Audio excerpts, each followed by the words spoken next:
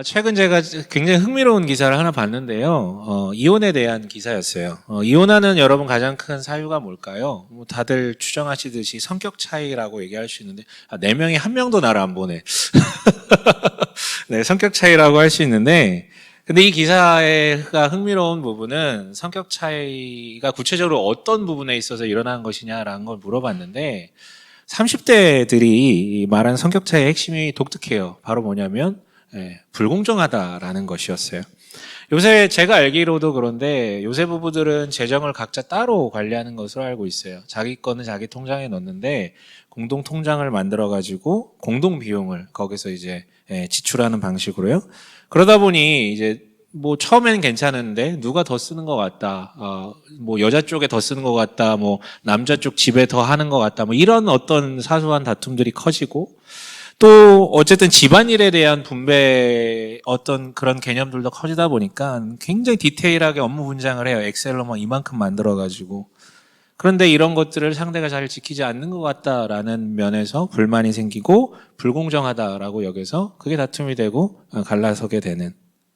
그러니까 이 모든 것들은 사실 자기 윗세대들의 부부관계 문화라는 게 너무 불합리하다라고 여겨졌기 때문에 또 불필요한 충돌을 방지하기 위해서 선한 의도에서 시작됐던 행동들이었을 거예요.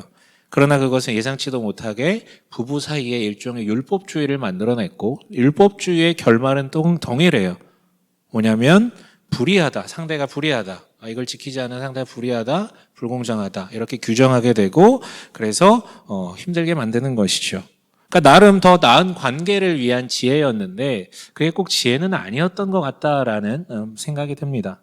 우리는 지난주 바울이 성령 충만함을 받으라라고 한 권면에 이어지는 하부 권면들을 나누어 봤는데요. 두 가지였어요. 하나는 성령 충만한 사람이 나타내는 삶의 방식이자 이렇게 살라고 한 권면이 바로 찬양과 감사라는 것이었고요. 이건 이미 지난주에 나눴고 오늘은 그 두 번째인 21절에 이어지는 권면인데 함께 읽어볼까요? 21절을 함께 읽어보도록 하겠습니다. 읽습니다. 시작. 여러분은 그리스도를 두려워하는 마음으로 서로를 순종하십시오. 네, 서로 순종하라라는 권면이 두 번째 권면이거든요. 그리고 이것에 준해서 6장 9절까지 도대체 그 서로라는 관계가 어떤 관계들이냐에 대해서 조금 더 구체적으로 다루고 있어요. 세 가지를 다루고 있는데 남편과 아내, 오늘 본문이죠. 그리고 아비와 자녀, 이거 예전에 한번 설교했어요. 그리고 이어서 주인과 종, 이렇게 세 가지 관계를 다루거든요. 여기서 우리가 놓쳐서는 안 되는 것은 여기서 말하는 관계라는 게 그냥 일반적인 사회에서 만나는 관계가 아니라 한 교회 공동체 안에서 있었던 그 관계들 중에 세 가지를 뽑아가지고 지금 우리한테 얘기해주고 있다는 것이죠. 그렇다면 질문은요. 그렇다면 왜 수많은 관계적 조합이 있을 수 있는데 왜 이 세 가지만 우리한테 언급하고 있느냐? 공통점이 있어요. 뭐냐면 셋 다 서로 대등하지 않은 관계라는 거예요. 그러니까 같은 교회 안에 있어요. 그러니까 바울은 또 에베소서를 통해서 교회라는 주제에 대해서 얘기하면서 우리가 다 그리스도 안에서 한 형제자매여 동등하고 한 몸을 이룰 한 작품이다라고 얘기를 하고 있는데 실제로 현실은요. 공동체에서 모였을 때는 한 몸 같아요. 막 환영의 인사도 하고 집에만 하면 다 달라진다라는 것이지.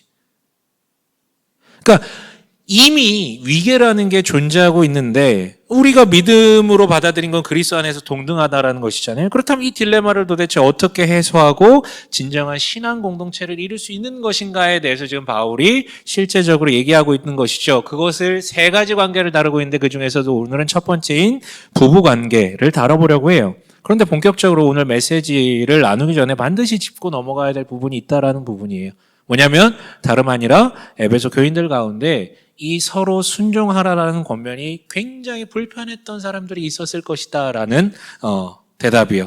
뭐냐면 이미 위계가 있다라고 말씀드렸잖아요. 이 위계 가운데 특별히 위계 밑에 있는 사람들, 즉 아내와 자녀와 종들 가운데는 실제로 강제로 억압받으면서 복종하는 가운데 아픔이 있는 사람들이 있을 수 있거든요. 근데 거기에다 대고 순종하라고 얘기를 하면 마음이 어떻겠어요? 불편하겠죠. 또 다른 문제는 그때만이 아니라 그 관계들 속에서의 불평등 구도가 지금까지도 완전히 해결되지 않았다라는 사실이에요. 그래서 우리 가운데도 에베소 교인들만이 아니라 우리도 이 말씀을 보면서 누군가는 불편감을 느낄 수 있다라는 거예요. 물론 종은 없어진 것 아닙니까? 라고 얘기할 수 있지만 이때 말하는 이 종이란 노예가 아니라 우리 시대로 얘기하면 피고용인에 훨씬 가깝거든요. 그러니까 근로자들. 그러니까 아무튼 내가 남편, 아비, 고용주로부터 피해를 받은 경험이 있는 아내, 자녀, 피고용인이라면 우리 가운데서도 이 메시지를 보면서 굉장히 불편해할 수 있는 사람들이 있다라는 거예요. 그 중에서도 이 세 가지 관계 중에서도 가장 불편감을 느낄 만한 메시지가 바로 오늘 읽은 본문 남편과 아내와 남편에 대한 이야기가 아닐까 싶어요. 왜냐하면 모든 그 위계적 차별에서 일어난 그 어떤 불합리함을 시간이 지나면서 많이 해소해 오긴 했지만 특별히 우리 시대는 이 페미니즘에 대한 이야기가 가장 활발한 때이거든요. 그러다 보니까 그런데 이제 제 생각에는 그 활발성과는 별개로 아직은 페미니즘에 대한 정의와 그 어떤 그에 따른 운동 방향이 갈무리 되지는 않은 것 같아요, 아직은. 그러다 보니 아직 이 주제에 대해서 그 내부적으로도 그리고 그 사람들을 바라보는 그 외부인들의 시각에서도 어떤 생산적인 합의나 지향보다는 아직은 갈등의 폭이 되게 큰 것처럼 느껴지거든요. 그러니까 이 세 개의 관계에 대한 모든 권면이 다 불편할 수 있는데 특별히 오늘 아내와 남편에 대한 권면이 조금 더 그러할 수 있다는 것을 염두에 둘 필요가 있어요. 그런데 꼭 이 주제가 아니라도 우리가 성경을 창세기부터 나가다 보면 불편한 주제들이 이렇게 마주할 때가 분명히 있어요. 사회적으로 봐도 그렇지만 개인적 성향에 의해서도 그럴 수 있거든요. 그래서 꼭 기억했으면 하는 부분, 꼭 이 주제가 아니더라도 성경을 보면서 불편한 지점들이 있는 사람들에게 꼭 드리고 싶은 염두했으면 하는 부분이 있는데요. 첫째로는 해석의 오류를 저지르지 않았으면 좋겠다라는 부분이에요. 단도직입적으로 오늘 보고 있는 이 메시지는 누구를 향한 메시지입니까? 여러분들을 향한 메시지입니까? 아니죠. 에베소 교인들을 향해서 썼던 편지 글이거든요. 우리는 그것을 보고 있는 2차 독자예요. 그런데 2023년을 사는 나의 맥락을 기준으로 이걸 보면서 불편함을 느낀다라는 것은 이미 뭔가 해석의 오류를 저지르고 있다라는 얘기예요. 그보다는 1차 독자에게 어떤 의미가 있었는지를 본 다음에 그 다음에 나한테 넘어가야 되겠죠. 두 번째 오류는 시각의 오류라고 얘기할 수 있어요. 혹시 내가 이런 불편감이 드는 게 성경을 보면서 예를 들어 뭐 어떤 폭력이라든가 전쟁이라든가 이런 것들도 해당될 수 있겠지만 이런 불편감이 내가 지금 있는 이 시점이 과거의 어떤 세대들보다 무조건 진보했다. 우리가 지금 더 낫다라는 그런 편협한 의식에서 비롯된 건 아닌지 돌아볼 필요가 있다는 것이죠. 우리는요, 의도했든 의도치 않았든 대부분 다 서구 중심적 사고에 물들어 있어서 이 말인즉슨 뭐냐면 서구 중심적 사고라는 게 역사가 진보한다라는 그런 시각을 갖고 있고 동양은 안 그래요. 동양은 순환적인데 이 진보 사관을 갖고 있다라는 거거든요. 그런데 과연 그럴까요? 예, 물리적으로 진보한 것들이 있어요. 뭐 인권 같은 것들도 나아진 부분들도 있기 때문에 물론 그 인권의 시발점이 어디서 시작됐냐 하면은 결국 기독교와의 대화로부터 시작될 수밖에 없지만 어쨌든 진보한 것도 있어요. 그러나 여러분 인간성은 항상 늘 그대로거든요. 2023년의 인간성이라는 것과 2000년 전의 인간성이라는 것과 5000년 전의 인간성이라는 건 늘 똑같아요. 그러니까 인간의 실존에 있어서는 어떤 것은 진보하는 것도 있지만 어떤 것은 퇴보하는 것도 있다는 것이죠. 이번 주에 여러분 한국 사회에 되게 비극적인 사건이 하나 있어서 모든 이목이 집중됐던 게 있었죠. 서희초등학교라는 곳에서 일어났던 한 교사의 자살 사건이었어요. 학교에서 목을 맸어요. 무너진 교권 때문이었죠. 그런데 여러분 반대로 보면요. 저 학생 때는 학생 인권이 없었어요. 선생님이 기분 나쁘면 팼어요. 그냥 팼어요. 이유도 없이. 촌지라는 것, 뇌물 있잖아요. 이거 일상이었어요. 그게 쌓이고 학생을 억누르는 그게 쌓이다가 폭발하게 되자 반대로 학생 인권을 엄청나게 높여놓은 것이죠. 그랬더니 그에 대한 반동으로 지금과 같은 또 교권의 문제들 이런 일들이 발생하게 되고요. 근데 여러분 이게 꼭 교권과 학생권의 문제입니까? 아니죠. 사실은 악성 부모의 악성 민원 때문에 이런 일이 발생한 거잖아요. 근데 이게 또 결국은 부모의 문제입니까? 아니요. 핵심은요. 부모든 선생이든 학생이든 결국 자기 위치에서 서로를 지배하고자 하는 그 본질적 인간성 때문에 일어나는 일들 아닙니까? 이것 때문에 또 법률을 바꾸면 또 다른 문제는 또 발생합니다. 그게 우리의 현실이에요. 그러니까 여러분, 우리가 뭔가 진보했다라고 믿는 것들은요, 그것들의 대부분은 상당수는 바로 직전 세대에 비해서는 진보했을 수 있어요. 왜냐하면 그 세대가 갖고 있는 문제에 대한 해답으로 지금 우리 세대가 해답을 내놓은 거기 때문에. 하지만 그 해답이 앞의 세대보다는 진보했을 수 있겠지만 전 인류의 역사를 통틀어 봤을 때 그게 정말 보편적인 지혜가 맞는지에 대해서는 우리가 의구심을 가질 필요가 있다는 것이죠. 그런데 여전히 우리는 지금 시점이 앞선 시대보다 진보했다라는 오만하고 편협한 믿음으로 이 옛날 이야기, 이 성경의 내용에 불편감을 갖는 것은 아닌지 그걸 돌아보실 필요가 있어요. 세 번째는 신앙의 오류거든요. 예레미야서 23장 35절에서 37절에 아주 재미난 표현이 등장합니다. 예레미야서 23장 35절에서 37절까지인데요. 함께 읽어보도록 하겠습니다. 함께 읽겠습니다. 시작. 잠시만요. 예레미야서 뜨나요? 영상에는요? 영상에도 안 뜨나요? 예레미야서 23장 35절부터 37절까지입니다. 함께 읽겠습니다. 친구나 친척끼리 서로 말할 때에는 부담이 되는 주님의 말씀이라고 말하는 대신에 주님께서 무엇이라고 대답을 하셨느냐, 주님께서 무슨 말씀을 하셨느냐 하고 물어야 한다고 일러주어라. 부담이 되는 주님의 말씀이라는 표현을 너희가 다시는 써서는 안 된다. 누구든지 그런 말을 쓰는 사람에게는 그 말이 그에게 정말 부담이 될 것이라고 하여라.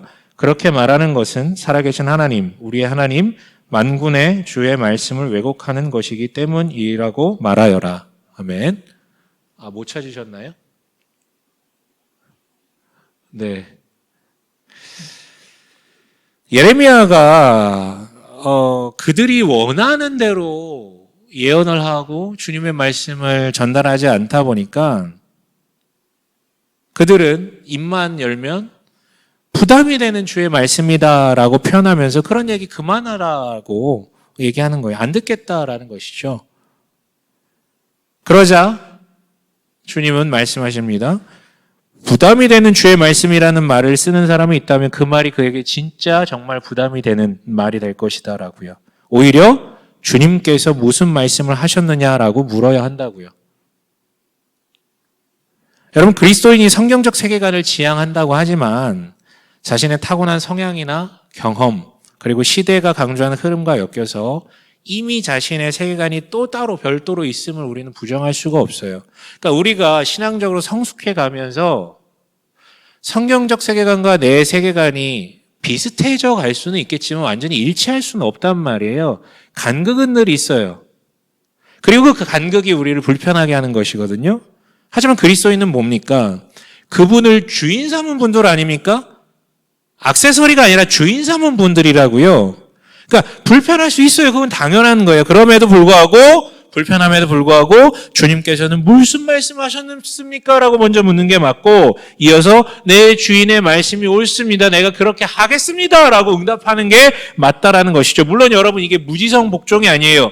그리스도인이 될 때 우리는 다 동의한 게 하나님이 살아계신 분이신 분만이 아니라 그는 선하신 분이다라는 것에 대한 동의까지도 이루어진 사람들이에요. 그렇다면 불편할 수 있지만 이해가 되지 않지만 그 이면에 뭔가 선하신 뜻이 있지 않을까라고 떠올리면서 그 뜻이 무엇일까 찾아가는 사람들이 그리스도인이라는 것이겠죠.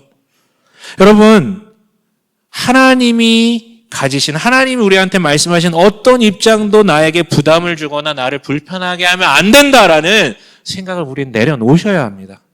자, 이제 배경에 대한 이야기를 했다면 본격적으로 모두에게 불편한 말씀을, 이 모두가 다 불편한 말씀이거든요. 이 말씀은요. 여자든 남자든 한번 들어가 볼게요. 먼저 아내에게 먼저 권면을 합니다. 22절과 23절 함께 읽어보도록 할게요. 22절과 23절입니다. 함께 읽겠습니다. 시작. 아내되니 여러분 남편에게 하기를 주님께 하듯 하십시오. 그리스도께서 교회의 머리가 되심같이 남편은 아내의 머리가 됩니다. 바로 그리스도께서 몸의 구주이십니다. 네. 핵심은 뭐예요? 결론은 남편에게 순종하라죠. 이유는 뭐래요? 조금 매운맛인데 남편이 아내의 머리이기 때문에 초장부터 매운맛이죠. 그렇다면 바울 역시 남자라서 당대의 그 가부장적인 문화를 지금 배경으로 얘기하는 것입니까? 아니면 성경은 지금까지 인류 역사상 계속 내려온 이 가부장적 문화를 지지하는 것입니까? 아니요. 남편에 대한 권면까지 다 보면 이해가 될 것이지만 우선 그 전에 여기 나온 표현과 배경에 대해서만 좀 주목을 해볼게요. 여러분 우선 여기 등장한 머리라는 단어를 들으시는 순간 어떤 이미지가 떠오르세요? 어떤 이미지가 떠오르십니까? 머리. 권력이나 지배라는 말이 의미가 연상되지 않으세요? 아니요, 여러분. 만약 그런 것들이 먼저 연상된다면 그 자체가 우리가 얼마나 타락한 문명 속에서 살고 있는 사람인지에 대한 증거일 뿐이에요. 머리는요, 중립적인 의미에서 권위를 의미하는 것은 맞지만 성경적 용례에 따르면 권력이나 지배가 아니라 책임지는 위치를 얘기하는 것, 책임지는 것. 대신해서 책임지는 것. 23절에 뭐라고 되어 있다고요? 23절 다시 한번 읽어볼까요? 23절 읽습니다. 시작. 그리스도께서 교회의 머리가 되심같이 남편은 아내의 머리가 됩니다. 그리스도가 교회의 머리라고 하시잖아요. 여러분 이 얘기를 들었을 때 이게 그리스도께서 교회를 향해 내가 머리잖아. 알아서 기어. 내가 너희를 지배할 거야. 이걸로 들리시나요? 아니면 그리스도께서 자신의 신적 권위를 기꺼이 내어놓으시고 자신의 몸인 교회를 책임지시겠다라는 의미로 들리시나요? 후자가 맞겠죠. 마찬가지예요. 그리스도께서 교회를 책임지시고 계시기 때문에 교회 역시 그리스도에게 자발적으로 기꺼이 감사하는 마음으로 순종하는 거예요. 마찬가지로 남편은 아내를 책임지는 역할이므로 기꺼이 순종할 것에 대해서 요청하는 것이죠. 만약에 머리로서 응당 책임을 지지 않는다면 순종할 이유가 없습니다. 그것은 남편과 아내 관계가만이 아니라 국가와 개인의 관계이기도 하고요. 교회와 교회 공동체에 있는 한 사람의 이야기이기도 해요. 물론 여전히 의구심은 들죠. 아니 그렇다면 왜 꼭 남편이 머리여야 돼? 여자가 머리일 수도 있잖아. 이 부분에 대해서는 뒤에서 주로 대두시킬 순서라는 단어, 이 말에 담긴 의미와 연결되는데 이건 뒤에서 좀 정리를 할게요. 다만 한 가지만 얘기하자면 아내를 머리로 하는 건 어떤가라는 말 역시 머리라는 것을 책임이라는 뜻이 아니라 지배, 권력으로 이해한 이들의 발언일 가능성이 크다는 점을 기억하셨으면 좋겠어요. 다들 책임은 잘 안 지려고 하시던데. 또한 우린 배경에 대한 이해가 필요합니다. 여러분 이 메시지가 주어진 맥락이 뭐냐면요. 여기 지금 에베소라는 도시를 배경으로 하고 있잖아요. 이거 1장 때 에베소라는 곳에 대해서 소개를 이미 했었는데요. 그때 뭐라고 얘기했냐면 에베소에는 아르테미스 여신을 섬기는 그 신전과 신관들이 질비했다라고요. 그래서 지금도 세계 7대 불가사의 중에 하나라고 얘기하는 아르테미스 초거대 신전이 거기 있었어요. 그래서 그 여신을 섬기는 일과 관련된 수많은 사제들이 있었고 신관들이 있었고 순례객들이 많았다라고요. 여러분 이 배경은요. 그곳이 우상숭배가 극심했다라는 얘기도 우리한테 해주지만 동시에 무슨 얘기도 해요? 가부장적인 문화가 극에 달했던 로마 제국에서 에베소라는 도시는 다른 어떤 도시들보다 즉 여성에 대한 권리가 강하게 주장되는 요새요 포로였다라는 배경도 제공을 하고 있는 거예요. 즉 순수한 그 여신에 대한 존경심으로 모여든 사람들도 많지만 남성에 대한 반발과 여성 권리에 대한 의식이 있는 여성들이 그 신을 배경으로 모여든 도시라고 이해하시면 좋다고요. 그래서 여러분 에베소는요 복음 전파가 훨씬 더 잘 일어났어요.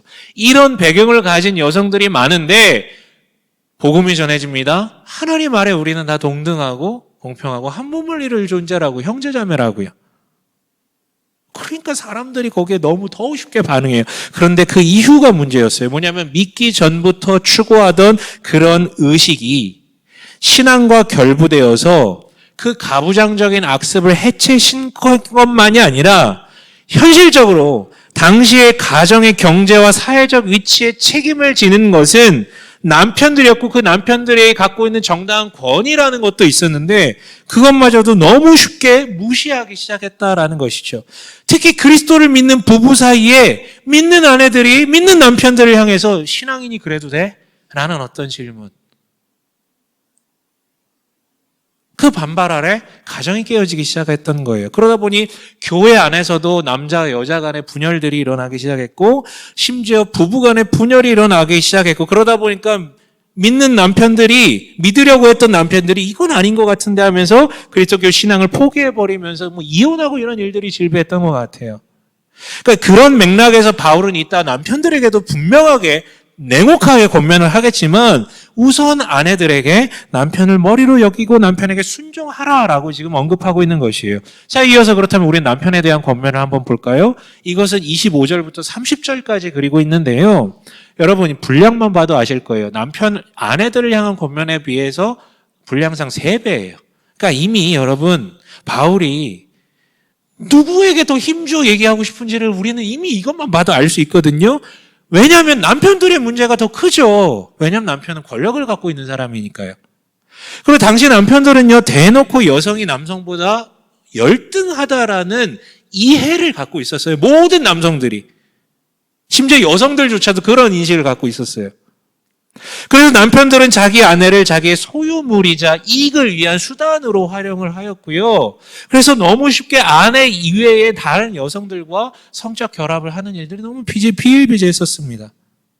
여러분 이게 에베소를 살아가던 남성들의 일반적 문화였어요. 그래서 여러분요.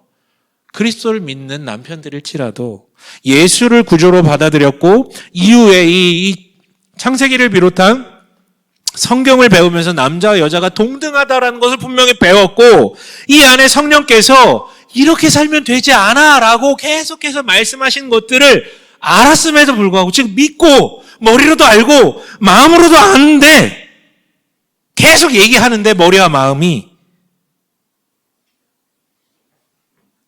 이렇게 못 사는 거예요. 눈을 돌리면 다 저렇게 살거든. 나만 다르게 사는 것이 어색하기도 하지만 솔직히 지금까지는 내 마음대로 잘 살았는데 남자 입장에서 얼마나 좋아. 근데 뭔가를 많이 포기해야 된다는 게 얼마나 불편합니까? 그래서 그리스도인이라면서도 여전히 믿지 않는 남편들과 동일하게 아내를 대하기 시작했던 거예요. 교회에 와서는 안 그러는데 집에 가서는. 여러분 에베소의 아내들이 예수를 믿기 전에 가졌던 그 사상이 그리스도를 믿은 이후에도 변함없이 그 사상이 우선했던 것처럼 반대로 남편들은 더 심했죠. 믿기 전에 누렸던 권력을 그리스도를 믿은 이후에도 변함없이 누리길 원했던 거예요. 포기하지 않고. 이에 바울이 남편들에게 권면합니다. 25절 함께 읽어볼게요. 25절 함께 읽겠습니다. 시작. 남편되니 여러분 아내를 사랑하기를 그리스도께서 교회를 사랑하셔서 교회를 위하여 자신을 내주심 같이 하십시오. 네, 아내를 사랑하라고요. 물론 남편들한테 물어보면 나 아내 사랑합니다 라고 얘기하겠죠. 그래서 그 사랑의 방식을 지금 정확하게 규정하고 있잖아요. 앞에서 이미 얘기했어요. 여성들에게 하는 듯 하지만 돌려서 남성들한테 이미 얘기한 게 있거든요. 그게 23절의 머리라는 말이죠. 여러분 이게 아내를 향한 권면만이 아니라 남편들에게도 해당되는 거예요. 남편이 머리는 맞는데 머리는 지배하는 자가 아니라 그리스도께서 교회를 향해 그러하셨듯이 책임을 분명하게 지라고요. 나아가 25절에는 뭐라고 얘기하고 있어요? 그리스도께서 자신을 내주심같이 하라고 얘기하고 있죠. 한마디로 뭐예요? 사랑의 방식이 뭐래요? 앞에서는 책임을 얘기했고 25절에서는 뭐래요? 희생하라는 거죠. 여러분 아내들에게 순종하라고 하는 얘기는요. 누군가에겐 불편할 수 있어요. 그때나 지금이나. 하지만 이거는 여러분 너무 익숙했던 얘기예요. 그 당시에. 하지만 지금껏 아내는 나를 위해서만 존재한다라고 믿어 의심치 않던 남편들에게 그래서 지배하는 게 당연했던 남편들에게 아내를 위한 책임을 넘어서 아내를 위해서 희생해야 된다라는 이 선은 어마어마한 폭탄이에요. 여러분 이거는 미치고 발작 뛰는 거예요. 남편들이요. 심지어 28절에 뭐라고 얘기합니까? 함께 읽습니다. 시작. 28절에 함께 읽습니다. 시작. 이와 같이 남편도 아내를 자기 몸같이 사랑해야 합니다. 자기 아내를 사랑하는 것은 곧 자기를 사랑하는 것입니다. 아내는 네 소유물이 아니라고요. 그거 깨야 된다고요. 뭐라고요? 소유물이 아니라 아내 자체가 뭐라고요? 너라고요. 너. 한 몸 이룬 너라고요. 29절 30절도 한번 읽어볼게요. 29절 30절입니다. 시작. 자기 육신을 미워한 사람은 없습니다. 누구나 자기 육신을 먹여 살리고 돌보기를 그리스도께서 교회를 그렇게 하시듯이 합니다. 우리는 그리스도의 몸의 지체입니다. 그리스도와 교회는 머리와 몸이지만 분리된 게 아니라 하나이기 때문에 아내와 남편 당신들도 하나이라는 것이죠.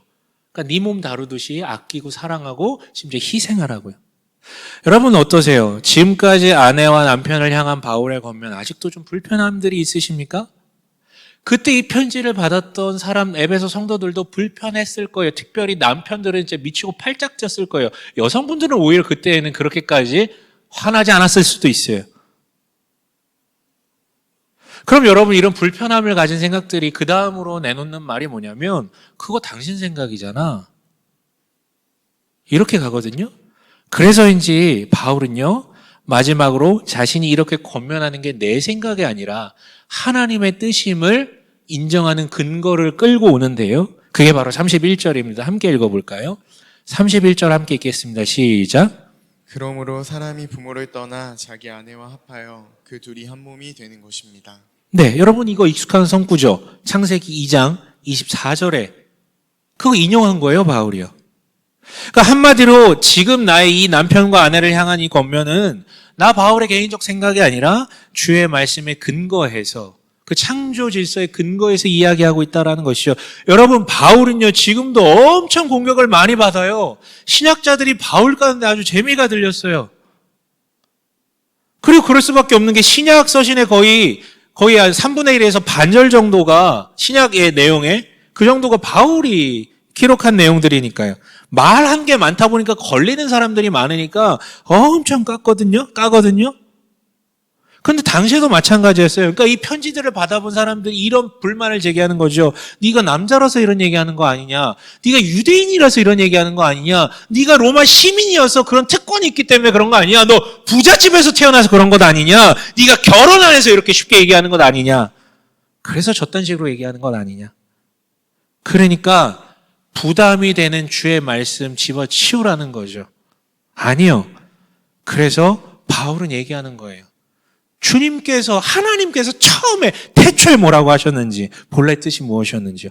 그렇다면 여러분, 방금 읽었던 31절, 즉 창세기 2장 24절의 의미는 무엇입니까? 그럼 이거 되게 자주 얘기했지만 오늘 단단하게 기억하세요. 남성과 여성, 여성과 남성과의 관계에 대해서 단단히 기억하셨으면 좋겠는데요. 여러분 시작은 하나님으로부터 시작되죠. 모든 것 이전에 존재하셨던 그 하나님. 근데 그분은 어떻게 존재하셨대요? 삼위일체라는 방식으로 존재하셨던 것이 성경이 우리한테 주는 유일한 단서예요. 근데 삼위일체라고 표현하는 것은 신학적 표현이고 일상의 표현으로 얘기하면 처음부터 공동체적으로 존재했다라는 거예요. 더 좋은 얘기로 표현하면 처음부터 사랑, 즉 셋이 완전히 하나 된 모습으로 존재하셨다라는 거지. 사랑이셨다라는 거죠. 그런데 이 사랑이신 하나님이 더 많은 사랑을 누리고자 하는 욕망을 가지고 그 사랑을 나눌 존재를 새롭게 만드셨는데 창조하셨는데 그게 바로 하나님의 형상이라고 불리는 우리라는 거예요. 그런데 그걸 먼저 만들지 않으셨어요. 여러분 창세기 보면 순서가 어떻게 됩니까? 인간은 가장 마지막에 만들어졌어요. 여기서 잠깐 아까 순서라는 얘기했죠. 순서라는 단어. 마지막 날에 만들어진 것에 주목해 보세요. 우리는 순서를 아까도 얘기했지만 뭔가 위계로 받아들일 때가 많은데 성경에 나온 순서라는 것은 그럴 때도 있지만 때로는 그저 아무 의미 없는 논리적인 순서일 때도 있어요. 한마디로 아무 의미 없는 거예요. 아무튼 앞서 하나님이 공동체적으로 존재하시며 셋이 완전히 하나에게 사랑이라고 얘기했잖아요. 그렇다면 하나님의 형상도 그렇게 있어야죠.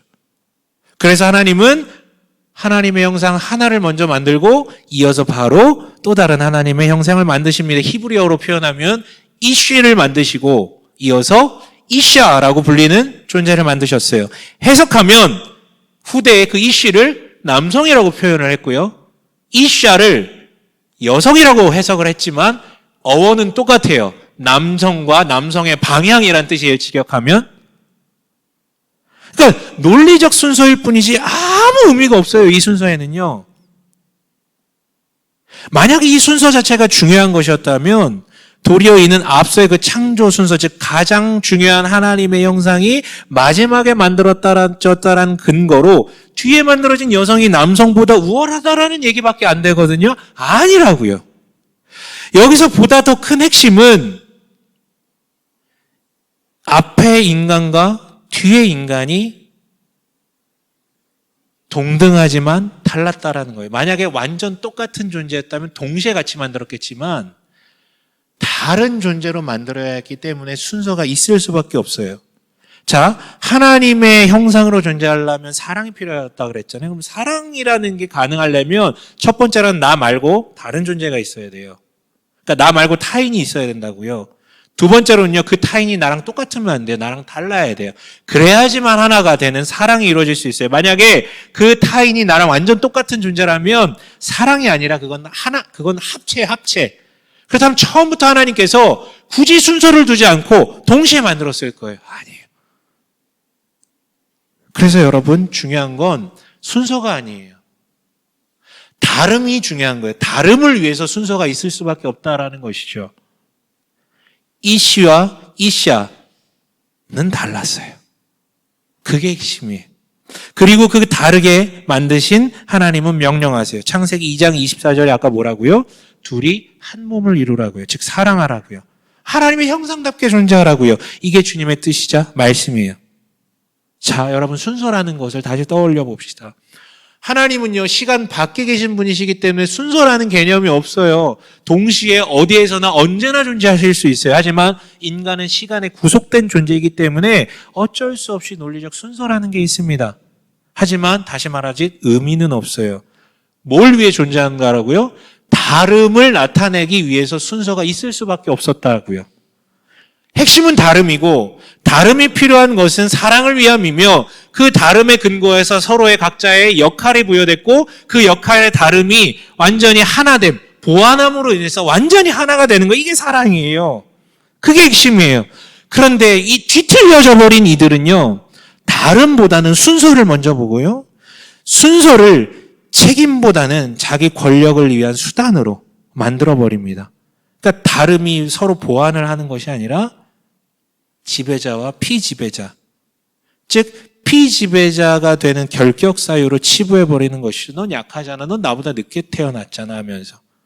여러분, 그게 세상의 자명한 현실입니다. 그래서 여러분, 우리는 머리라는 단어만 들어도 그게 원래 불편한 단어가 아닌데 자연스럽게 지배와 같은 뜻이 연상되면서 불편해지는 거예요.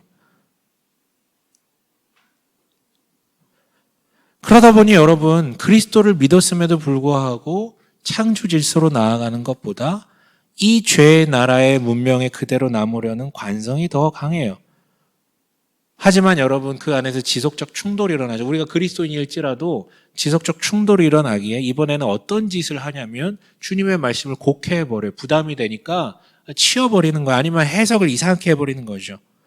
하나님께서 본래 남성을 여성보다 우월하게 만드셨다라는 말도 안 되는 멍멍이 소리를 해대기 시작하는 거예요. 그때마다 주장되는 게 오늘 이야기했던 순서, 남자가 먼저 만들어졌다. 그리고 더 중요한 전가의 보도로 대표되는 게 뭐냐면 2장 18절인데 한번 읽어볼까요? 창세기 2장 18절. 함께 읽겠습니다. 주 하나님이 말씀하셨다. 남자가 혼자 있는 것이 좋지 않으니 그를 돕는 사람, 곧 그에게 알맞는 짝을 만들어 주겠다. 개역개정으로는 돕는 사람이 아니라 돕는 배필이라고 번역하고 있고요. 그래서 여성은 남성을 돕기 위해 존재한다라고 지금 주장해요. 아니요, 여러분. 돕는 배필이라고 말할 때 이 돕다라는 말은 성경에 어떻게 쓰이냐면요, 하나님이 우리를 도우신다고 할 때 쓰이는 표현이에요. 히브리어 똑같아요. 그럼 그런 식으로 문자적으로 해석할 거면 하나님이 우리보다 우월하시듯이 여성이 남성보다 우월하는 뜻으로 해석해야 되겠네요. 아니라니까요. 그리고 여러분, 오늘 바울도 보세요. 되게 독특한 순서를 취하고 있어요. 우리 에베소서 5장 읽었잖아요. 남성과 여성의 관계. 근데 저는 처음 읽을 때 의아했어요. 아니, 차라리 남자 얘기 먼저 하지. 왜 피해를 받는 여성을 먼저 지금 언급하면서 이렇게 해가지고 불편하게 만드는가. 근데 그 뒤에 아비와 자녀, 주인과 종의 관계도 동일해요. 자녀를 먼저 언급하고 있고요. 종을 먼저 언급하고 있어요. 여성을 먼저 언급하고요. 아니, 왜? 의도적이에요. 당연히 중요한 사람을 늘 앞에 열거했던 당대 문화에 반하여서 일부러 약자들을 먼저 되는 순서에 위치시킨 것도 있고 한 발 더 나아가서 그 순서 자체가 무의미하다라는 것을 지금 강조하고 있는 거죠. 하나님이 그러셨는데 무슨 순서가 있냐 이거예요. 그러니까 여러분 잘 들으세요. 여전히 죄성에 쥐셔서 자기를 중심에 두고 순서를 바라보면 당연히 이걸 가지고 우열을 매기고 싶죠. 자기를 중심에 둔 채로 순서에 목을 매는, 그래서 누가 앞에 서니 누가 뒤에 있니를 밝히는 그런 시각부터 고치지 않으면 하나님의 창조 질서를 절대 누릴 수 없다는 거예요. 남편과 아내의 관계 절대 하나 될 수 없다고요. 여러분 되게 재밌는 거 아세요? 삼위 하나님께도 순서가 있습니다. 그렇죠? 여러분 이거 신학적으로 되게 미묘한 건데요. 이것 때문에 박 터지게 싸웠었어요. 뭐냐면 하나님과, 그러니까 성부와 성자와 성령은 동시에 존재했는가, 순서가 있었는가. 정통은요, 아비가 아들을 낳았고 아들이 영을 낳았다. 뭐 이런 식으로 설명을 해요. 근데 그건 무의미하다고요. 각자의 순서가 있었기 때문에 다른 역할이 부여됐지만 그게 다름과 역할이 이게 차비와 이 위계가 아니라 각자의 다른 역할을 가지고 완전한 공동체적인 연합 가운데 사랑을 나누시고 그 사랑을 가지고 뭐예요? 나만 기쁜 게 아니라 온 우주를 선하게 만드시는데 지금도 태초부터 지금까지 그렇게 살고 계시다고요. 그거예요, 그거. 부부와의 관계가 그렇다라는 거죠. 남자와 여자의 관계가 그렇다라는 거죠. 이게 하나님의 창조 질서예요. 그래서 여러분 시대가 바뀌어도 이 방향으로 가지 않는다면 인간은 허무할 뿐이고 공동체를 만들 수 없을 뿐이고 어떤 형태를 띠더라도 이 방향으로 남녀가 연합하지 않으면 거기에는 기쁨이 아니라 분열만 있을 수밖에 없어요. 그래서 32절에 뭐라고 얘기합니까? 32절 함께 읽어볼까요? 함께 읽겠습니다. 시작. 이 비밀은 큽니다. 나는 그리스도와 교회를 두고 이 말을 합니다. 이 비밀이 크다고요. 이 비밀이 크다고요. 여러분, 바울의 이야기는 변함없는 인간성을 전제로 그 인간을 만드시고 구원하시려던 변함없는 하나님의 기준을 담은 진리니까요. 창조 질서니까요.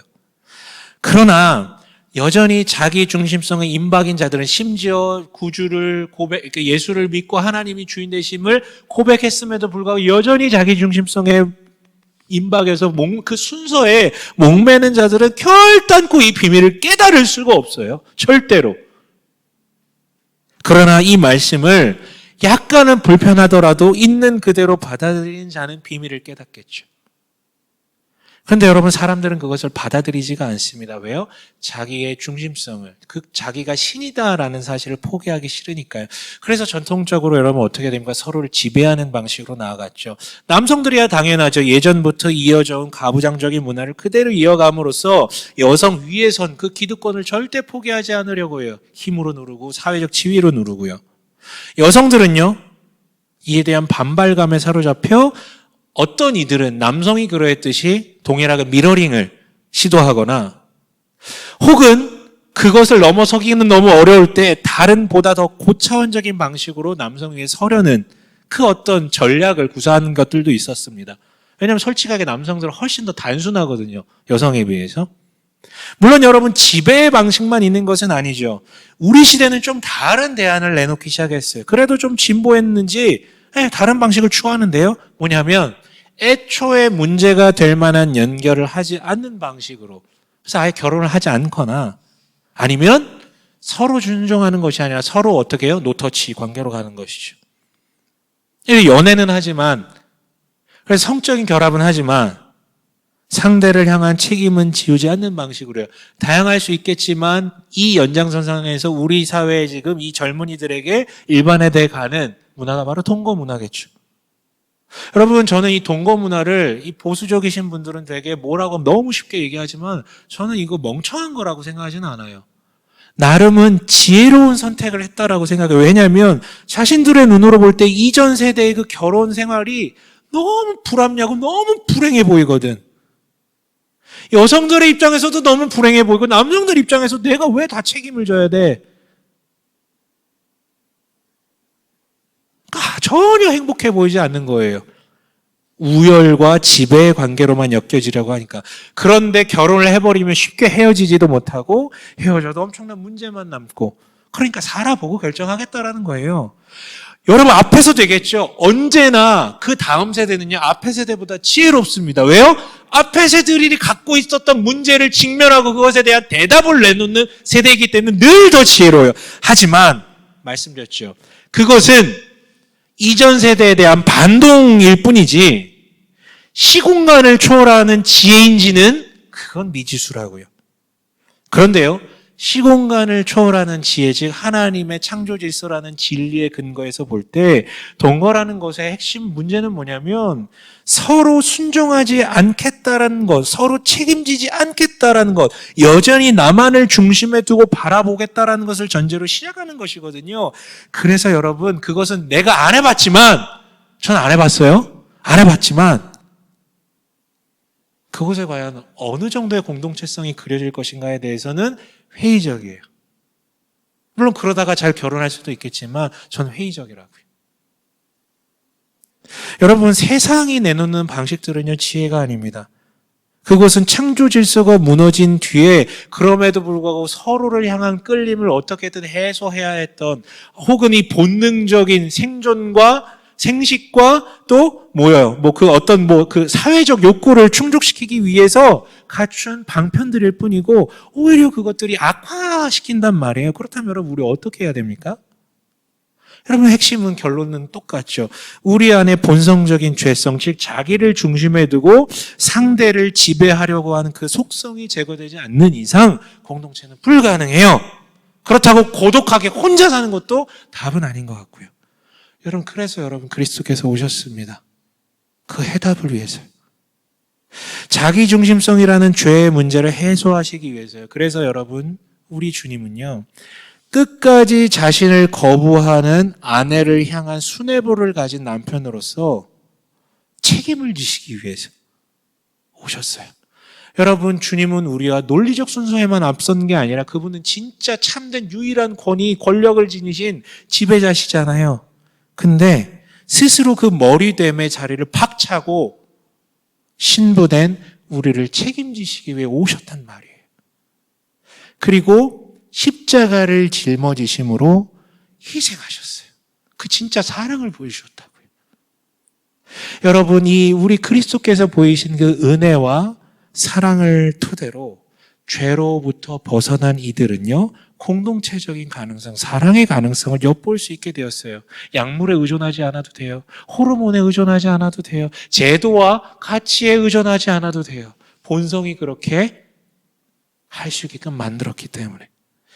물론 여러분, 여전히 죄성이 남아있기 때문에 그 공동체를 이루어가고 유지하는 것은 녹록지 않아요. 그러나 이런 사람들은 가능합니다. 어떤 사람들이에요? 여전히 나를 신으로 보고 여전히 나를 중심에 두고 권위를 자기에게만 두는 사람은 불가능하지만, 나도 나의 최종 권위가 주님께 있고 너도 최종 권위가 주님께 있다면 공통의 동일한 권위를 가진 분들이라면 이게 가능해요. 왜냐하면 서로 다퉈도 그분에게 물어볼 것이고 그분의 중재를 구할 것이기 때문에. 그런데 만약에 공통의 권위가 없다면, 자기 자신이 권위라면 거기에 뭐 선한 게 있겠습니까? 싸우면 분열되는 것뿐이죠. 그런데 여러분, 그래서 우리는 그리스도 안에 깊게 머물러야만 합니다. 그 권위 아래 머물러야만 해요. 그 십자가 보혈 안에만 머물러야 해요. 하러나 그렇게 깊이 머무르는 것 역시 나의 힘으로 이루어지지 않습니다. 그래서 바울이 뭐라고 얘기한 거예요? 성령의 충만함에 거하십시오. 왜요? 성령의 충만함에 거한다라는 것이 그런 것이에요. 여러분, 성령의 충만함에 거한다라는 것이 종교적으로 경도된 혹은 뭔가 황홀경에 취한 상태가 아니에요. 도리어 성령의 충만함에 거하면 무슨 짓을 하게 되냐면 공동체를 이루어져 가려고 해요. 그 권위에 굴복하면서 서로를 향한 순종하려고 하는 마음이 생겨난단 말이에요. 사랑하게 만드는 능력이라고요. 가장 가까운 부부 사이에서부터요. 그래서 여러분, 성령에 충만하다? 딴 거 묻지 마세요. 그 남편한테 물어보면 알아요. 그 부인한테 물어보면 알아요.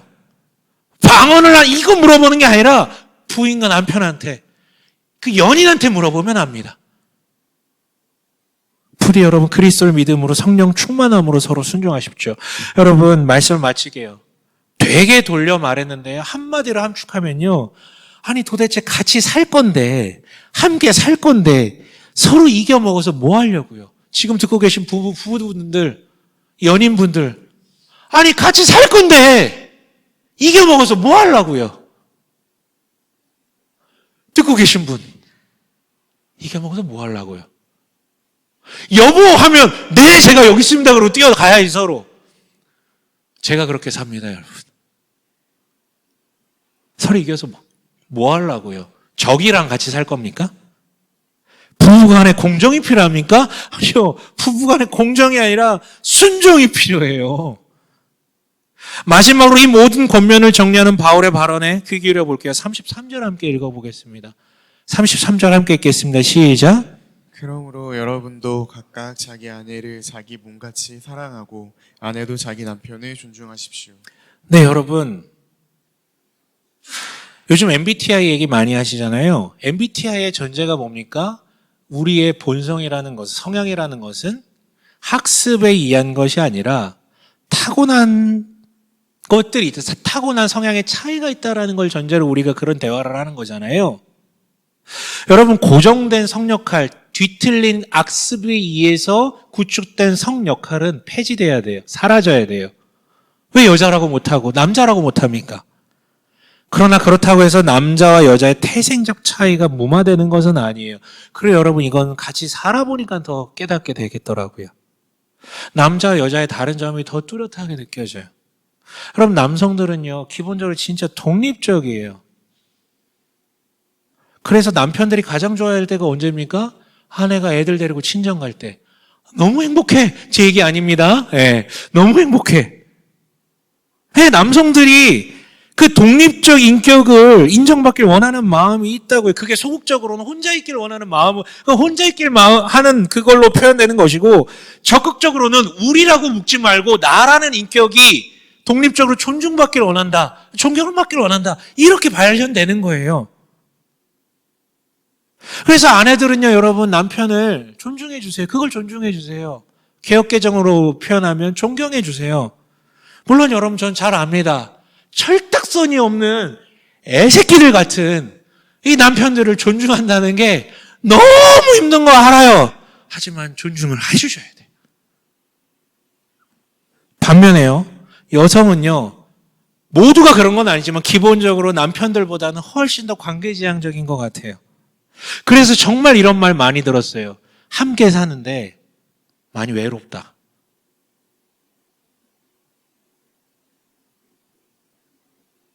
같이 사는데도 외로울 때가 많다라는 거예요.